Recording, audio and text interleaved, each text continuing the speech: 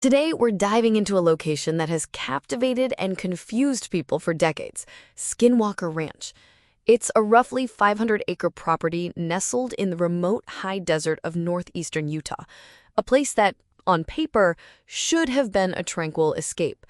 But what unfolded there for one family and the investigators who followed turned it into one of the most mysterious places on Earth. Much of what the public knows comes from the influential book 2005, quote, Hunt for the Skinwalker, Science Confronts the Unexplained at a Remote Ranch in Utah, end quote, by Dr. Colm A. Kelleher and journalist George Knapp. Alex, can you set the scene for us? Certainly, Chloe. In 1994, Terry and Gwen Sherman bought this ranch seeking a simple life of raising cattle and their children. They moved in that autumn, expecting hard work and predictable rhythms. What they experienced over the next 2 years, however, was anything but. They reported dozens, possibly over 100, unexplainable incidents. Some were deeply unsettling, others terrifying, and some so bizarre that even seasoned investigators struggled to categorize them. These events ultimately pushed the family to their breaking point, forcing them to abandon the life they hoped to build. That's when the story gained worldwide fascination, turning a quiet patch of Utah desert into what we now know as Skinwalker Ranch. Today, security fencing, cameras, and no trespassing signs mark the boundary, but back then, it was just open land. It sounds like a dramatic shift from their initial expectations. Terry Sherman was an experienced cattleman. Did his background as a rancher give him a particular lens through which he viewed the property and its early oddities? He evaluated it as any professional rancher would, looking at pasture, water access, grazing potential, and infrastructure. From a practical standpoint, it checked all the right boxes for a serious cattle operation. However, small details began to stand out almost immediately.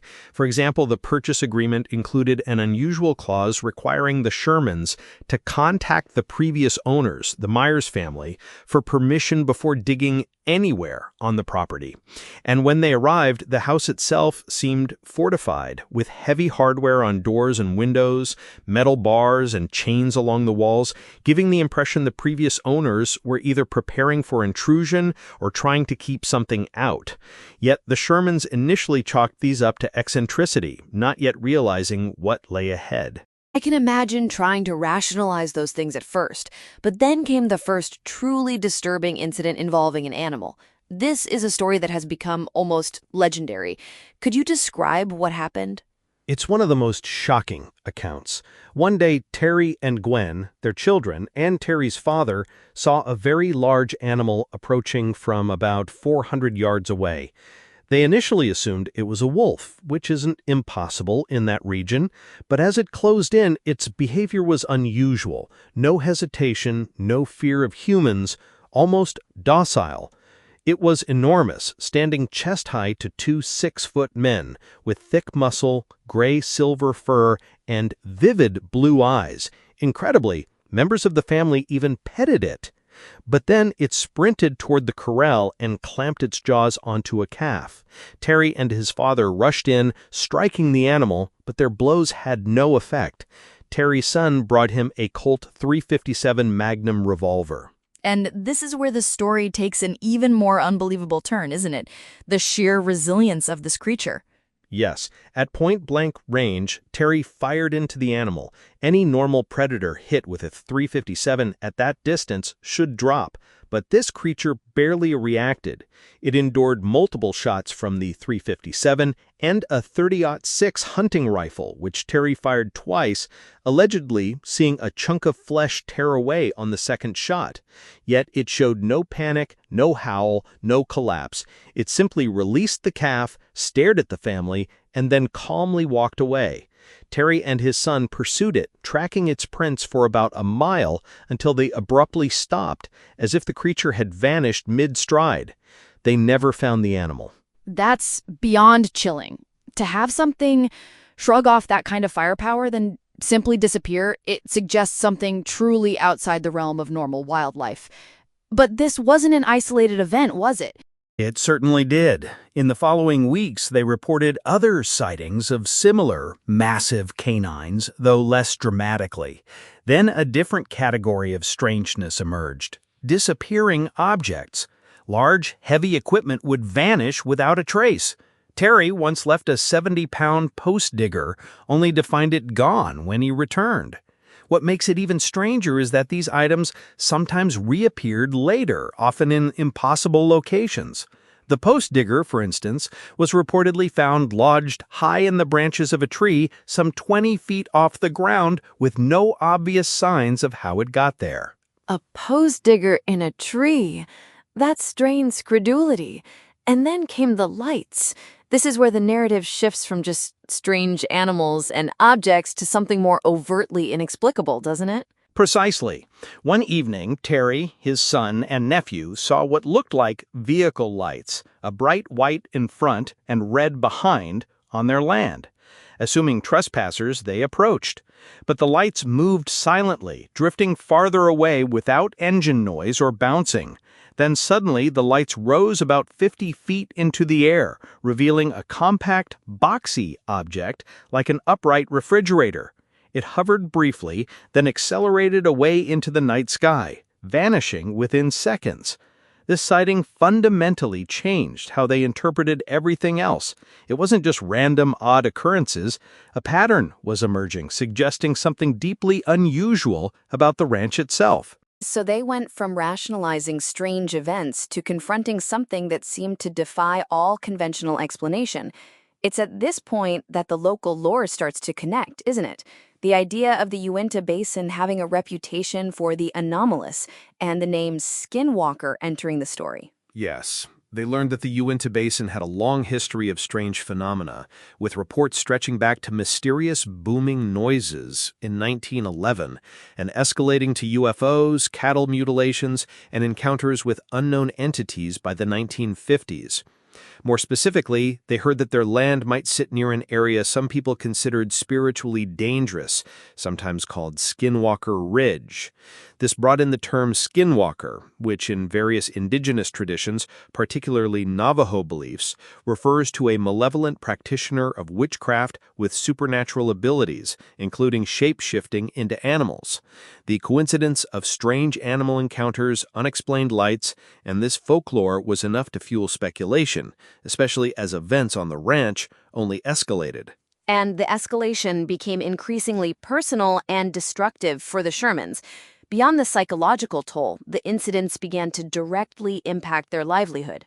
Absolutely. That winter, Terry began patrolling the property at night, and during one such patrol, he observed a jet-black, silent object hovering about 30 feet off the ground, projecting multicolored lights onto the terrain. When he inadvertently made a noise, the craft reacted instantly, rotating toward him and then moving away.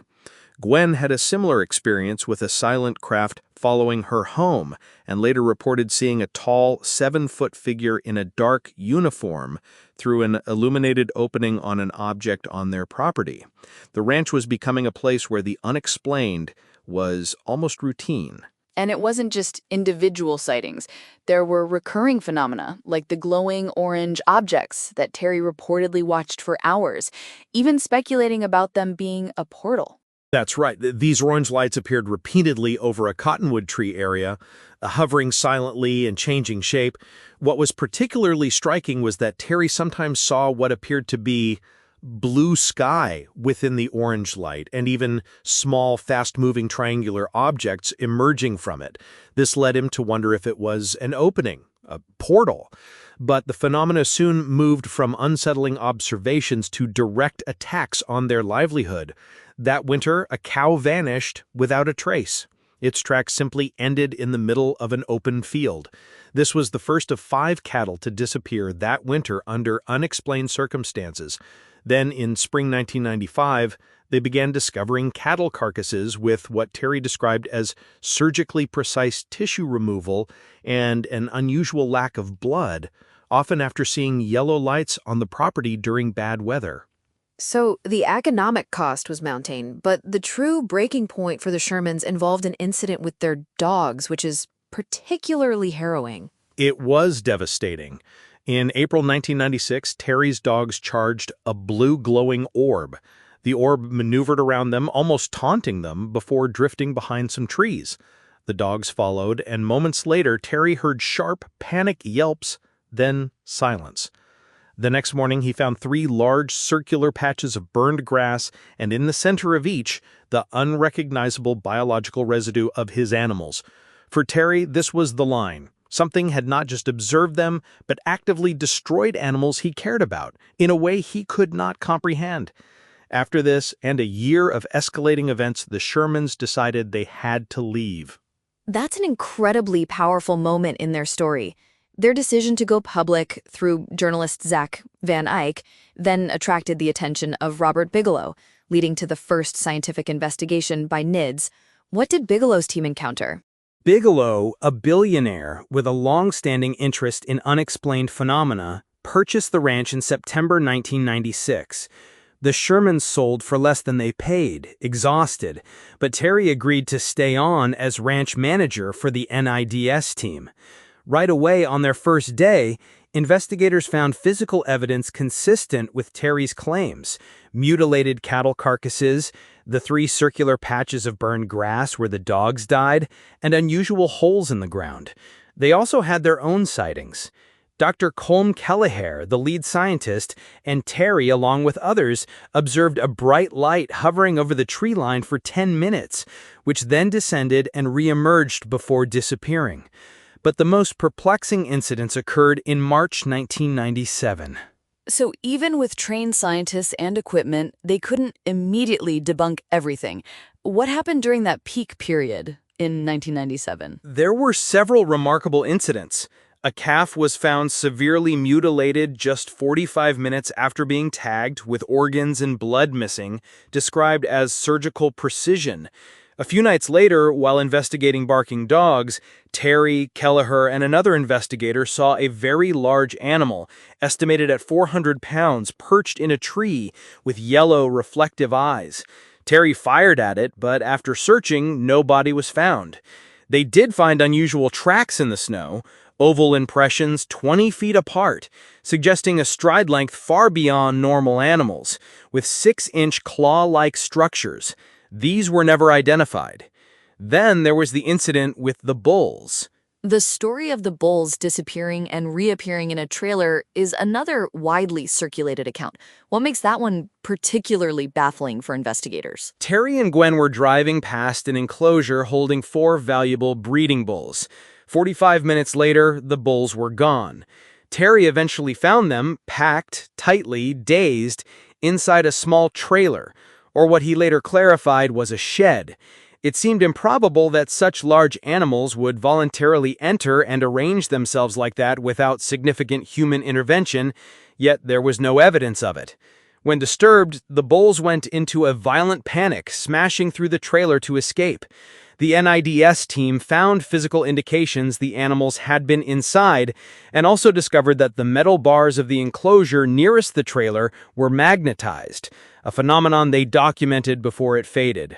From magnetized metal to alleged telepathic messages, the NIDS investigation seems to have documented a wide array of phenomena. Could you tell us about that and the alleged Hitchhiker Effect that later emerged? Indeed. Kelleher and a colleague observed a basketball-sized bluish-white orb hovering, which then vanished. The colleague later reported seeing a huge black thing through night vision, claiming it communicated to him telepathically, saying, "We are watching you," while Kelleher saw nothing. Another notable incident involved 2 researchers who observed a yellow light, with one seeing a tunnel-like opening and a 6-foot-tall black humanoid figure emerge, detecting sulfur odor and radiation at the site, though no physical trace was found. Even surveillance cameras installed by NIDS were found simultaneously damaged, with wiring torn out, yet captured no footage. The Hitchhiker Effect was a concept described in a later book, quote, "Skinwalkers at the Pentagon," end quote, referring to anomalous events that followed ranch visitors even after they left, sometimes affecting family members who had never been to the property. This included glowing orbs, disappearing objects, and shadowy figures, almost like a contagion. That's quite a collection of inexplicable occurrences. Yet, despite all these reports from both the Shermans and trained investigators, the overall conclusion seems to be a lack of definitive, verifiable evidence. This brings us to a major point of contention in the Skinwalker Ranch narrative, the credibility of the primary accounts. You've hit on a critical issue. While Kelleher and Knapp were candid about the difficulty of obtaining definitive proof, a significant problem is that many of the stories attributed to the Sherman family in their book were published without direct interviews with the Shermans during the writing process. Terry Sherman reportedly didn't even know the book was being produced until it was released. He later clarified to researcher Frank B. Salisbury that the stories were not entirely accurate and only resembled what had actually happened, specifically noting that the famous Wolf incident was partly based on hearsay rather than his precise recollection. This significantly compromises the reliability of the foundational narrative, as the strongest category of evidence has always been witness testimony, and here the primary witness himself casts doubt on its accuracy. That's a huge blow to the narrative, raising questions about everything that followed. And it's not the only challenge to the received wisdom, is it? The perspective of the previous owners, the Myers family, also introduces a different picture. It complicates things further. G. Myers, the brother of previous owner Kenneth Myers, who owned the ranch for decades before the Shermans, directly contradicted many claims. He told Frank Salisbury that several widely repeated claims about the property's history were incorrect, such as its purchase date, abandonment, and the degree of fortification of the house. Most significantly, G. Myers stated, quote, "There was nothing, unequivocally, absolutely nothing that went on while she and my brother lived there," end quote. He emphasized that he and his brother were close and openly shared details, making it unlikely they withheld such experiences. This directly challenges the idea that the ranch has been a hot spot for decades, as Bigelow reportedly accused G. Myers of lying when confronted with this account. So we have a foundational narrative whose accuracy is challenged by the primary witness, and a historical counter-narrative from previous owners. This leaves us in a complex position. How do we then evaluate the events? What are the primary explanatory categories often considered? From an analytical standpoint, we typically look at three main categories: deliberate hoaxing, psychological factors like misperception or belief-driven interpretation, and misidentification of ordinary phenomena. A full hoax seems unlikely for the Shermans, given the personal cost and lack of incentive, but embellishment is possible. The challenge for a hoax theory is that NIDS investigators, trained professionals, also reported unusual observations, making it difficult to attribute everything to a single family's fabrication without assuming a broader, coordinated deception, which has its own implausibility issues. And the psychological and misidentification categories? Psychological dynamics are definitely at play. Chronic stress, sleep disruption, and isolation can heighten vigilance, causing ambiguous stimuli to be perceived as threatening. This is a normal cognitive process. As for misidentification, many elements can be explained conventionally. Aerial lights could be distant aircraft, satellites, drones, or atmospheric effects, especially at night where perception is distorted. Cattle mutilations, while appearing mysterious, often have conventional explanations involving scavenger activity, insect predation, bloating, and postmortem tissue changes that can create a surgical appearance. Missing animals can result from predation, theft, or simply wandering off. However, no single conventional explanation cleanly accounts for every reported element, yet none of the reported elements individually demands a supernatural interpretation. This leaves us in an uncomfortable middle ground.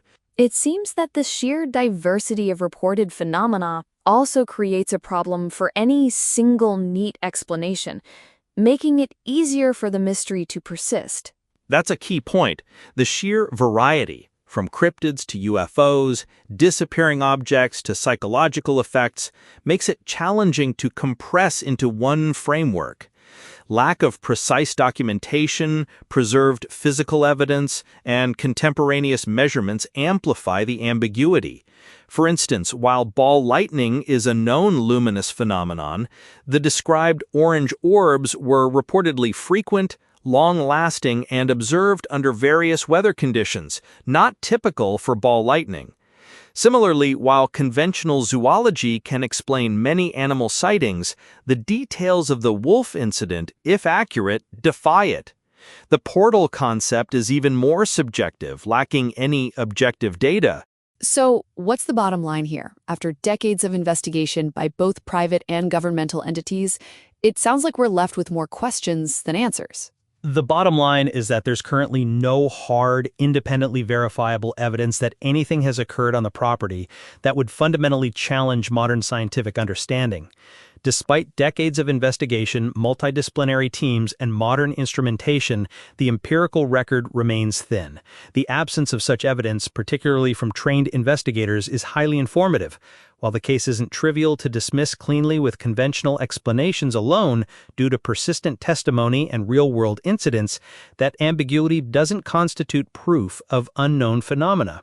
Skinwalker Ranch remains a fascinating, unresolved mystery, defined more by unanswered questions than by demonstrated discoveries. It's a testament to the power of human perception and the enduring allure of the unknown. For anyone intrigued by the mysteries we've discussed today, share this episode with a friend.